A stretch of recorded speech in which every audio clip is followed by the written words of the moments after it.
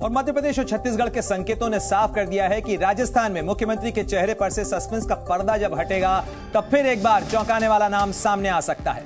BJP ने मध्य प्रदेश और छत्तीसगढ़ में जो नाम आगे किए मुख्यमंत्री के तौर पर, उसने सभी को चौंकाया। मध्य प्रदेश में बड़े बड़े चेहरों को दरकिनार कर कमान मोहन यादव को सौंपी गई, वहीं छत्तीसगढ़ की बागडोर विष्णुदेव साय को दी गई।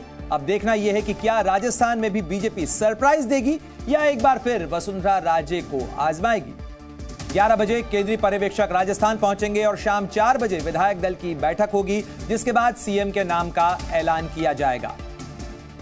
और कल शाम 4 बजे भोपाल के अंदर जो बैठक हुई थी उसमें मोहन यादव को मध्य प्रदेश के नए मुख्यमंत्री के तौर पर चुना गया था। और आज राजस्थान की बारी है। राजस्थान में केंद्रीय पर्यवेक्षक के तौर पर रक्षा मंत्री राजनाथ सिंह वहां पहुंच रहे हैं, साथ ही सरोज पांडे वहां पर्यवेक्षक के तौर पर मौजूद रहेंगी। शाम 4 बजे का वो वक्त होगा जब विधायक दल की बैठक बुलाई गई है। और राजस्थान में मुख्यमंत्री के चेहरे को लेकर अभी भी कई कयास, कई अटकलें लगाई जा रही हैं, कई नामों पर चर्चा हो रही है, लेकिन वो नाम कौन सा होगा ये 4 बजे होने वाली विधायक दल की बैठक में तय होगा। तो देखिए टाइमलाइन क्या है। 11 बजे केंद्रीय पर्यवेक्षक राजस्थान पहुंचेंगे, पर्यवेक्षकों के साथ विधायकों की बातचीत का वक्त होगा 1 बजे का, और उसके बाद 4 बजे विधायक दल की बैठक होगी जिसमें औपचारिक तौर पर विधायक दल के नए नेता का चुनाव होगा। और इस चुनाव के अंदर क्या पुराने चेहरे आजमाए जाएंगे या कोई नया चेहरा खड़ा किया जाएगा। जिस तरीके से संकेत मध्य प्रदेश और छत्तीसगढ़ में आए फैसलों से सामने आए हैं, उससे लगता है कि राजस्थान के अंदर भी कोई सरप्राइज स्विंग कर सकती है बीजेपी, नए चेहरे को आगे कर सकती है। जिस तरीके से प्रधानमंत्री मोदी के चेहरे को आगे रखते हुए मध्य प्रदेश, छत्तीसगढ़, राजस्थान के अंदर बीजेपी ने चुनाव लड़ा, उसके मद्देनजर इस बदलाव को माना जा रहा है कि ये उसी की कड़ी है। और देखिए 3 तस्वीरें आपको दिखा रहे हैं किस तरीके से मध्य प्रदेश में मोहन यादव को नए मुख्यमंत्री के तौर पर चुना गया। 13 दिसंबर को शपथ का समारोह होगा। साथ ही छत्तीसगढ़ में विष्णुदेव साय मुख्यमंत्री बनाए गए हैं, 13 दिसंबर को उनका भी शपथ ग्रहण समारोह होना है। और अब बारी राजस्थान की।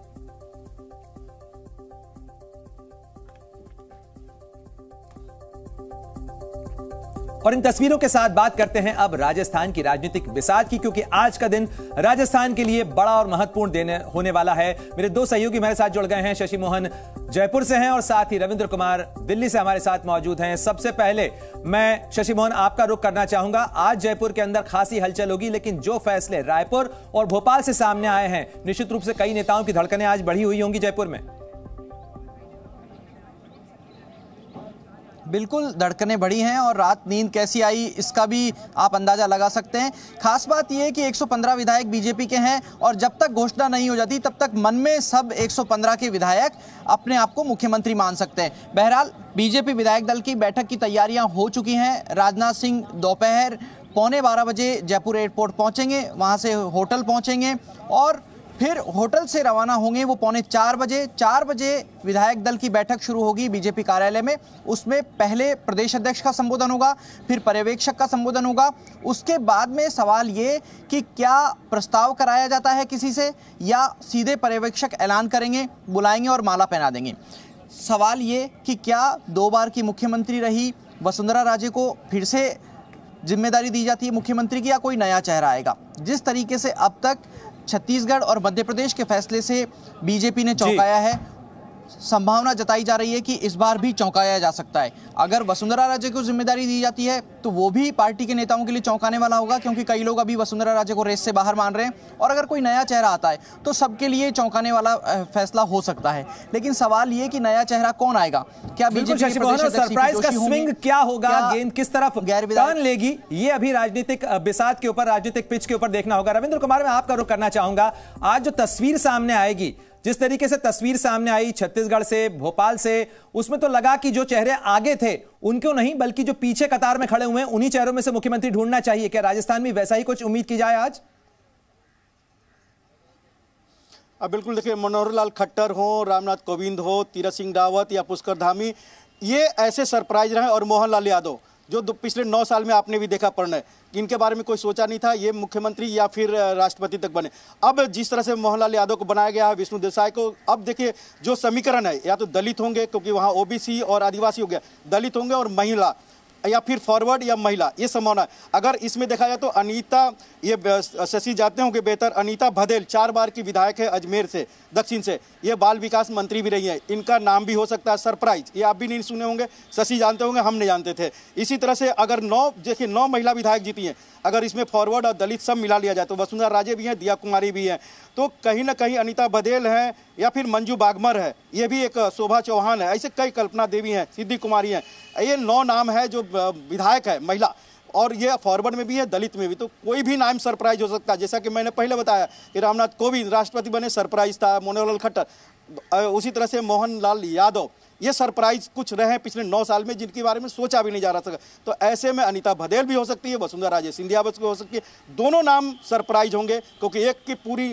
हटने की पूरी संभावना जताई जा रही है, और एक अगर बन जाती है या कोई ऐसा ही नाम कोई बनता है तो पूरी तरह सरप्राइज होगा। 4 सवा 4 तक इंतजार करना है। बिल्कुल, सरप्राइज के साथ साथ कहीं ना कहीं समीकरणों को साधने की कोशिश भी बीजेपी करती हुई नजर आ रही है। रवि त्रिपाठी, स्वागत है आपका भी इस चर्चा के अंदर, क्योंकि जिस तरीके से बीजेपी ने समीकरण को साधने की कोशिश की है, देखिए कहीं आदिवासी चेहरा, कहीं एससी, कहीं ओबीसी, इन तमाम समीकरणों, फॉरवर्ड के जो समीकरण हैं उनको साधने की कोशिश की है।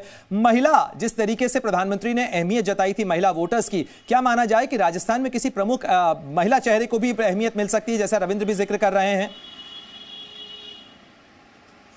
देखिए, आपने सही कहा कि समीकरण को साधने के, सरप्राइज के साथ साथ समीकरण भी साधना है। तो समीकरण साधने की अगर बात आती है तो एक तरफ आपने ट्राइबल सीएम दिया छत्तीसगढ़ में, जिसका असर आपको झारखंड में, छत्तीसगढ़ में, आसपास के जितने राज्य हैं उसमें आपको होगा। उस तरह से दूसरी ओबीसी में यादव आपने सीएम दिया, जिसका असर बिहार, उत्तर प्रदेश और अन्य राज्यों में हो सकता है। तो कहीं ना कहीं यहाँ जो फैक्टर होगा ओबीसी और ट्राइबल से अलग हटके होगा। यहाँ महिला फैक्टर भी हो सकता है, जनरल क्लास भी हो सकता है। जनरल क्लास यानी ब्राह्मण, ठाकुर में से भी कोई सीएम हो सकता है, क्योंकि आपको वोटर को साधना है। और ये मैसेज ना जाए कि जनरल क्लास को आप इग्नोर करके चल रहे हैं, सिर्फ बैकवर्ड क्लास में आप पॉलिटिक्स कर रहे हैं। तो ये मैसेज भी आपको देखना है, और सीएम और डिप्टी सीएम दोनों देना है।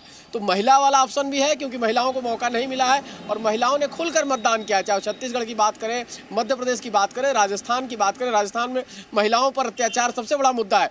महिलाओं पर क्राइम के मामले में राजस्थान नंबर 1 रहा है लगातार 2-3 सालों में, और उसको मुद्दा बनाया है बीजेपी ने। तो हो सकता है कि एक महिला सीएम का नाम भी हो सकता है, और एक जनरल क्लास जो फॉरवर्ड क्लास। बिल्कुल रवि त्रिपाठी, और लंबे समय से बीजेपी का राजस्थान के अंदर बड़ा चेहरा एक महिला नेता रही हैं, वसुंधरा राजे 2 बार मुख्यमंत्री रही हैं राजस्थान की। अंकुर त्यागी भी हमारे साथ जुड़ गए हैं। अंकुर, आप लंबे समय से चुनाव की पूरी प्रक्रिया के दौरान राजस्थान के अंदर कवर करते रहे। आज की हलचल, आज का दिन बड़ा महत्वपूर्ण होगा, लेकिन जिन समीकरणों की हम बात कर रहे हैं, डार्क हॉर्स आज के दिन का कौन?